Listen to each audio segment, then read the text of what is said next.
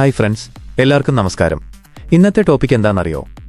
ദാ പിടിച്ചോ, machine learning. കേൾക്കുമ്പോൾ എന്തോ വലിയ സാങ്കേതികവിദ്യയാണെന്ന് തോന്നും, അല്ലേ? സത്യം പറഞ്ഞാൽ സംഭവം നമ്മൾ വിചാരിക്കുന്നതിലും സിമ്പിളാണ്. നമ്മുടെ ഫോണിൽ ഗൂഗിൾ അസിസ്റ്റന്റിനോട് സംസാരിക്കുന്നതും യൂട്യൂബ് അടുത്ത വീഡിയോ ഏത് കാണിക്കണമെന്ന് തീരുമാനിക്കുന്നതുമെല്ലാം ഈ വിദ്യയുടെ ഭാഗമാണ്. ഇതിന്റെ പിന്നിലെ രഹസ്യമെന്താണെന്നറിയണ്ടേ? നമ്മുടെ ചുറ്റുമുള്ള എല്ലാത്തിനും ഇപ്പോൾ ഒരുതരം ബുദ്ധി വെച്ച് വരുന്നത് നിങ്ങൾ ശ്രദ്ധിച്ചിട്ടുണ്ടോ? ഈ ബുദ്ധിയുടെ പിന്നിലെ പ്രധാന കളിക്കാരനാണ് മെഷീൻ ലേണിംഗ്. അതിലെ തന്നെ ഏറ്റവും പ്രധാനപ്പെട്ട ഒരു ഭാഗമായ സൂപ്പർവൈസ്ഡ് ലേണിംഗ് ആണ് നമ്മൾ ഇന്ന് പരിചയപ്പെടാൻ പോകുന്നത്. പേര് കേൾക്കുമ്പോൾ ഒരു കൺഫ്യൂഷൻ വേണ്ട.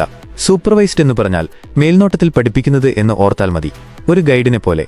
ഇത് മനസ്സിലാക്കാൻ ഒരു അടിപൊളി ഉദാഹരണം പറയാം. നിങ്ങൾ ദോശയുണ്ടാക്കാൻ പഠിക്കുകയാണെന്ന് വെക്കുക. നിങ്ങൾ ആദ്യം കുറച്ച് മാവെടുത്ത് ദോശയുണ്ടാക്കി നോക്കും. ചിലപ്പോൾ അത് കരിഞ്ഞു പോകും, ചിലപ്പോൾ വെന്തിട്ടുണ്ടാവില്ല. അപ്പോൾ അമ്മയോ അച്ഛനോ അടുത്തുനിന്ന് പറയും, മോളെ തീ കുറച്ചുകൂടി കുറയ്ക്ക്, മാവ് കുറച്ചുകൂടി നേർപ്പിക്കണം എന്നൊക്കെ. ഇവിടെ നിങ്ങൾ ചെയ്യുന്ന ഓരോ ശ്രമവും ഇതാണ് ഇൻപുട്ട് A', അതിന്റെ ഫലവും ദോശ കരിഞ്ഞോ നന്നായോ മൈനസ്, ഇതാണ് ഔട്ട്പുട്ട് B' ഉണ്ട്. കൂടെ ശരിയാണോ തെറ്റാണോ എന്ന് പറഞ്ഞുതരാൻ ഒരാളും, എ സൂപ്പർവൈസർ. ഇങ്ങനെ ഒരുപാട് തവണ തെറ്റിയും ശരിയാക്കിയും പഠിച്ചു കഴിയുമ്പോൾ നിങ്ങൾക്ക് തനിയെ നല്ല പെർഫെക്റ്റ് ദോശയുണ്ടാക്കാൻ പറ്റും, അല്ലേ? ഇതേ തന്ത്രമാണ് കമ്പ്യൂട്ടറിലും. ഒരുപാട് ശരിയുത്തരങ്ങൾ ലേബിൾഡ് ഡേറ്റ കാണിച്ച് കമ്പ്യൂട്ടറിനെ ഒരു കാര്യം ചെയ്യാൻ പഠിപ്പിക്കുന്നു.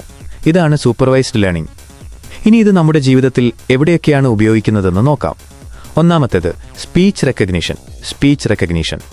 നമ്മൾ ഫോണിൽ Okay, Google. ഹേയ് സിറി എന്നോ പറയുമ്പോൾ അത് കൃത്യമായി എങ്ങനെയാണ് തിരിച്ചറിയുന്നത്?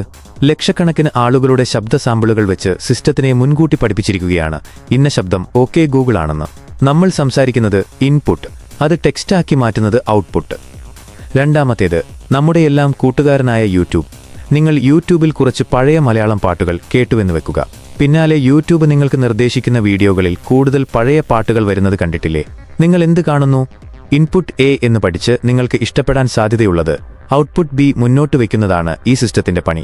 നമ്മളെ കൂടുതൽ നേരം ഈ പ്ലാറ്റ്ഫോമിൽ പിടിച്ചിരുത്താനുള്ള ഒരു സൂത്രമാണിത്. ഇനി നമ്മുടെ ഇന്നത്തെ സൂപ്പർസ്റ്റാറായ ChatGPTയുടെ കാര്യമെടുക്കാം. അതെങ്ങനെയാണ് കവിതയും കഥയും കോഡുമൊക്കെ എഴുതുന്നത്? ഒരു വാചകം കൊടുത്താൽ അതിന്റെ ബാക്കി എന്ത് വരാനാണ് ഏറ്റവും കൂടുതൽ സാധ്യത എന്ന് പ്രവചിക്കാനാണ് അതിനെ പഠിപ്പിച്ചിരിക്കുന്നത്. ഇന്റർനെറ്റിലെ കോടിക്കണക്കിന് വാചകങ്ങൾ വെച്ചാണ് ഈ പരിശീലനം.